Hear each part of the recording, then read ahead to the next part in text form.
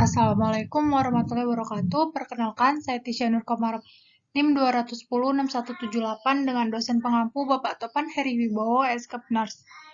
Jadi di sini saya akan melakukan presentasi mengenai laporan kasus saya pada Tuan D dengan diagnosa tumor perianal menggunakan teknik anestesi general di RSUD Bumi Ayu. Next. Baik, jadi sekarang kita masuk pada bab asuhan keperawatan anestesiologi. Data pengkajian pasien, inisial pasien saya yaitu Tuan D, berusia 29 tahun, berjenis kelamin laki-laki, diagnosa medisnya tumor perianal, dan tindakan anestesi yang akan dilakukan yaitu general anestesi menggunakan TIVA. Keluhan utamanya, pasien mengatakan adanya benjolan di sekitar anus dan terasa nyeri. Dengan nyeri terjadi secara tiba-tiba, terasa seperti tertusuk-tusuk. Nyeri terjadi di sekitar anus dengan skala nyeri 5 dan nyeri muncul setiap 15 menit sekali. Riwayat kesehatan sekarang, pasien datang ke rumah sakit pada tanggal 22 Juli 2022 pukul 13.00 WIB dengan keluhan adanya benjolan di sekitar anus dan terasa nyeri. Setelah dilakukan beberapa pemeriksaan oleh dokter, Tuan D didiagnosa tumor perianal dan diharuskan untuk melakukan operasi pada keesokan harinya yaitu tanggal 25 Juli 2022 pada pukul 10.30 WIB dengan menggunakan anestesi general dan operasi tersebut kurang lebih berjalan selama 1 jam. Next. Sekarang masuk pada bagian analisa data. Yang pertama itu ada pre-anestesi. Di sini saya mengambil masalah nyeri akut yang berhubungan dengan agen cedera fisik. Dapat dilihat data subjektif dan objektifnya. Data subjektifnya yaitu pasien mengatakan nyeri pada area sekitar anus, khususnya pada benjolan tersebut. Data objektifnya, pasien tampak menahan nyeri dengan PQRST sebagai berikut. Serta pasien saya ini terpasang monitor dengan tekanan darahnya 110/78, nadinya 80 kali per menit, suhunya 36,5 derajat Celcius, pernafasannya 22 kali per menit, dan saturasi oksigennya 99%. Next. Yang kedua ada intraanestesi. Pada bagian intraanestesi ini saya mengambil masalah resiko aspirasi yang berhubungan dengan penurunan tingkat kesadaran. Data subjektifnya, pasien dalam keadaan dianestesi atau pasien dalam keadaan tidak sadarkan diri. Data objektifnya, pembiusan GA menggunakan TIVA. Obat anestesi yang digunakan yaitu ada propofol, fentanyl, ketamin, ondansetron, dan juga ketorolac. Dapat dilihat di sini beberapa dosis yang digunakan pada saat pembiusan GA TIVA tersebut. Dan yang ketiga itu pada bagian pasca anestesi, saya mengambil masalah mengenai resiko jatuh yang berhubungan dengan hambatan keseimbangan tubuh. Data subjektifnya, pasien mengatakan masih mengantuk, dan data objektifnya, pasien tampak masih mengantuk dengan terpasang monitor, tekanan darahnya normal, nadi normal, suhu normal, respirasi rate normal, dan saturasi oksigennya juga normal. Next. Selanjutnya ini kita masuk pada bagian rencana intervensi, implementasi, dan juga evaluasi.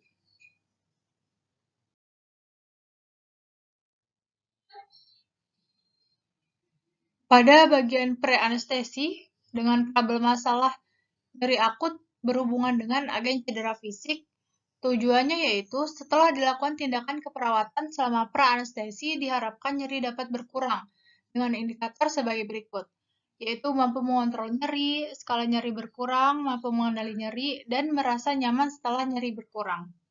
Intervensi yang akan saya lakukan adalah sebagai berikut. Yang pertama, ada monitor tanda-tanda vital, lakukan pengkajian nyeri secara komprehensif, ajarkan prinsip manajemen nyeri, ajarkan penggunaan teknik non-farmakologi, Berikan informasi mengenai nyeri, seperti penyebab nyeri, berapa nyeri akan dirasakan, dan antisipasi dari ketidaknyamanan akibat prosedur. Serta kolaborasikan dengan dokter dalam pemberian obat analgesik.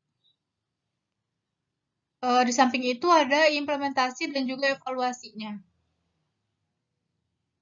Dapat dilihat di sini, pasien mengatakan nyeri pada benjolan di sekitar anus. Pasien tampak menahan nyeri dengan PQRST sebagai berikut, serta terpasang monitor dalam keadaan normal.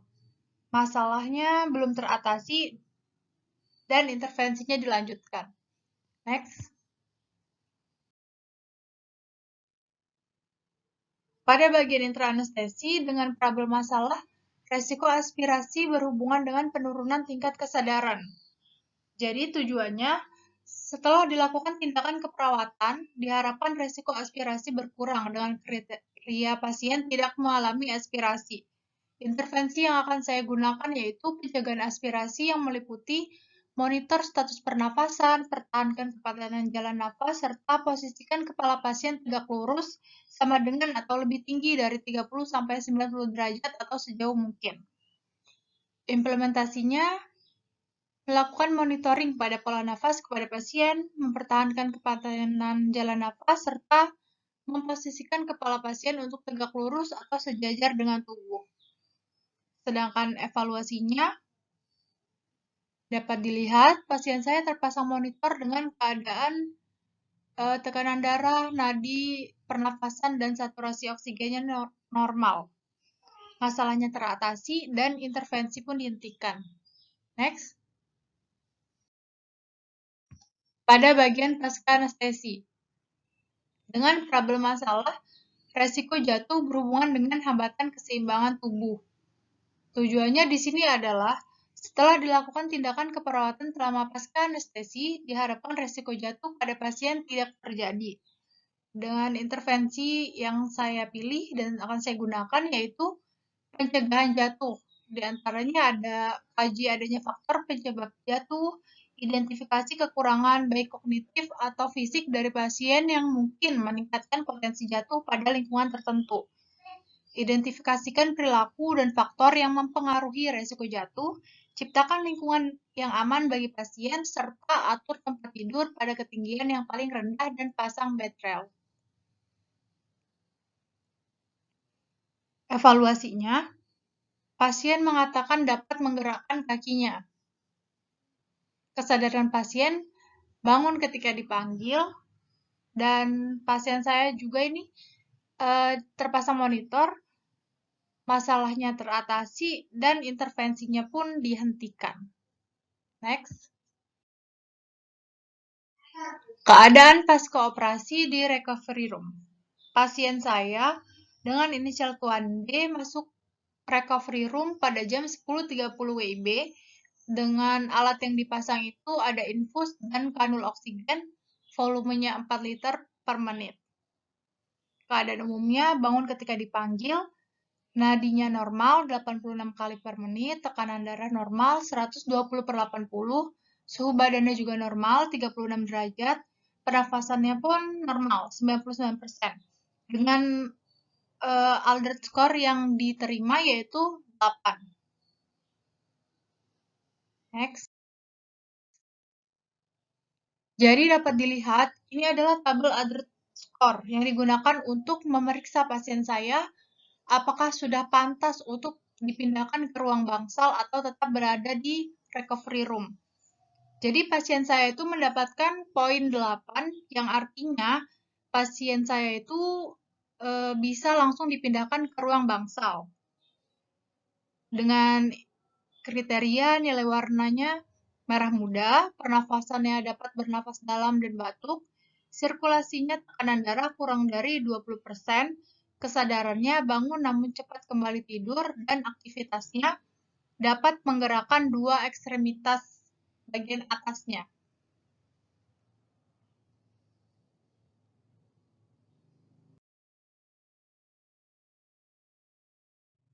Baik, mungkin itu saja yang dapat saya presentasikan. Apabila ada kesalahan kata, Mohon dimaafkan, terima kasih atas perhatiannya. Saya ucapkan terima kasih. Wassalamualaikum warahmatullahi wabarakatuh.